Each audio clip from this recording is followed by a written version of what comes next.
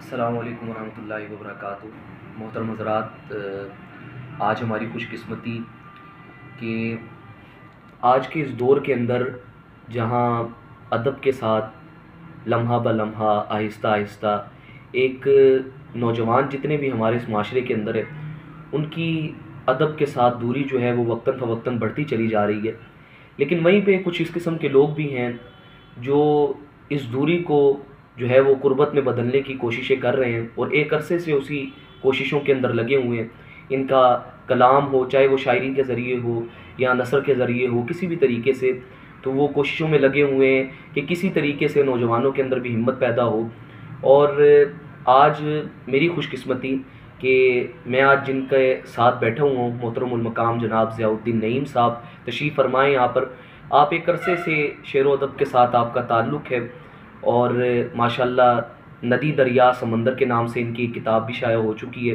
اس کے علاوہ بھی انشاءاللہ ان کی ایک حمدیہ کتاب جو ہے وہ بھی جلد منظر عام پر آ رہی ہے۔ ایک عرصے سے یہ اسی طرح ان کا ادب کے ساتھ تعلق، اور یہ جو بھی کلام کہتے ہیں یہ تو اس کے اندر سادہ الفاظ تو ہوتے ہیں، لیکن سادہ الفاظ کے ساتھ ساتھ اس کا معنی جو ہے، مفہوم جو ہے وہ اتنا گہرا ہوتا ہے کہ انسان کے لیے، اس کے لیے سمجھنے کے لیے، سوچنے کے لیے ایک بہت زیادہ بیچ میں ذخیرہ جو ہے وہ موجود ہوتا ہے۔ تو آپ ہمارے ساتھ موجود ہیں۔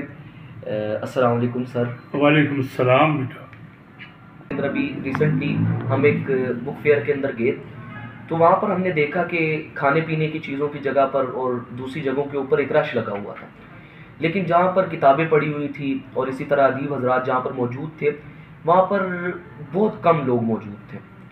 مطلب وہاں پر ایک طرح سے سمجھیے کہ ویرانہ وہاں پر چھایا ہوا تھا، حالانکہ وہاں پر اتنے بڑے بڑے رائٹرز بھی موجود تھے، لیکن پھر بھی کئی لوگ جو تھے وہ وہاں پر ہونے کے باوجود بھی اس جگہ پر موجود نہیں تھے۔ تو سر پہلے تو میں آپ کا شکریہ ادا کرتا ہوں کہ آج آپ نے ہمیں وقت عنایت فرمایا، اور دوسرا یہ کہ پہلا سوال میں آپ سے یہ کرنا چاہوں گا کہ آج کے دور کے اندر آپ کیا سمجھتے ہیں، آپ کی نظر کے اندر کہ ادب کے ساتھ یہ وقتاً فوقتاً ہماری نوجوان نسل کی خاص طور پہ یہ دوری کیوں بڑھتی چلی جا رہی ہے، اور اس دوری کو جو ہے وہ قربت میں بدلنے کے لیے کیا اقدامات ہو سکتے ہیں؟ شکریہ بیٹا، آپ لوگوں سے ملاقات کر کے اور یہ تفصیلات جان کے کہ جو کچھ آپ ادب کے حوالے سے خدمات سر انجام دے رہے ہیں، دلی خوشی ہوئی، کیونکہ میں بھی اسی میدان کا آدمی ہوں اور مجھے معلوم ہے کہ یہ ایک ایسا کام ہے جو تھینک لیس جاب سمجھا جاتا ہے۔ بالکل۔ تو اس میں بڑی ہمت ہے کہ آپ جیسے نوجوان، آپ جیسے پڑھے لکھے اور شغف رکھنے والے صاحبان اتنی توجہ کر رہے ہیں۔ آپ نے جو سوال کیا نا بیٹے، بات یہ ہے کہ یہ کچھ مسئلہ شاید قومی طور پر بھی ہمارا یہ ہے، پاکستان کا اسپیشلی، کہ ریڈنگ ہیبٹ جو ہے وہ بچوں میں پیدا نہیں کی جاتی۔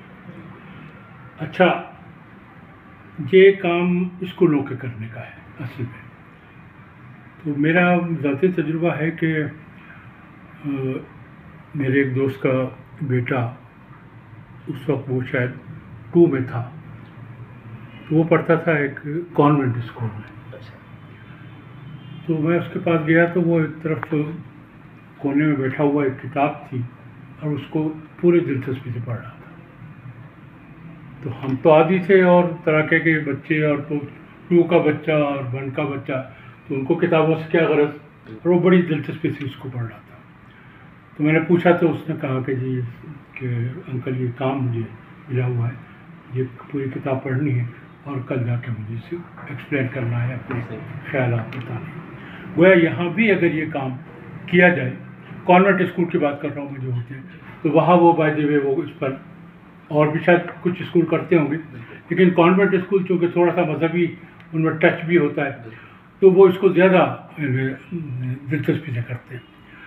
تو وہ بچہ جب بڑا ہوا، آج وہ ینگ ہے اور اس کے ساتھ طرح کے اور بچے بھی، تو ان میں یہ ریڈنگ ہیبٹ ڈیولپ جب کر جاتی ہے پھر وہ پڑھتے ہیں، پھر ان کو پڑھنے سے کوئی نہیں روک سکتا۔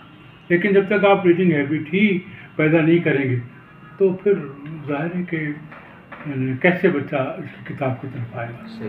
تو میں نے اپنے طور پر جو ہے اپنے بچوں کا وہ کوشش کی تو اس کے نتائج اچھے نکلے مجھے.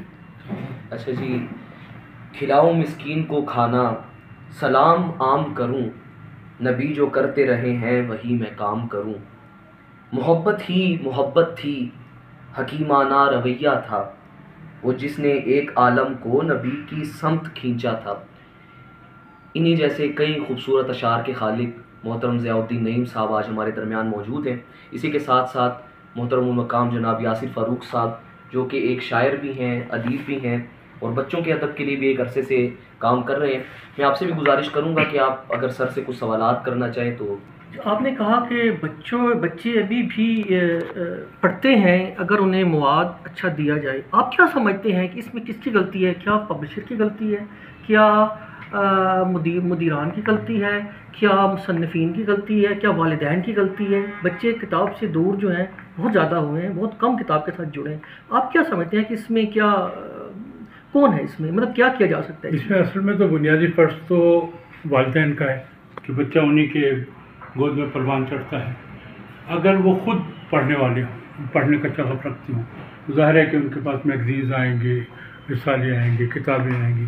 جیسے میرا اپنا ذاتی تجربہ ہے کہ میں بالکل چھوٹا تھا اور ہمارے گھر میں دنیا جہان کے رسالے ابا جان آتے تھے.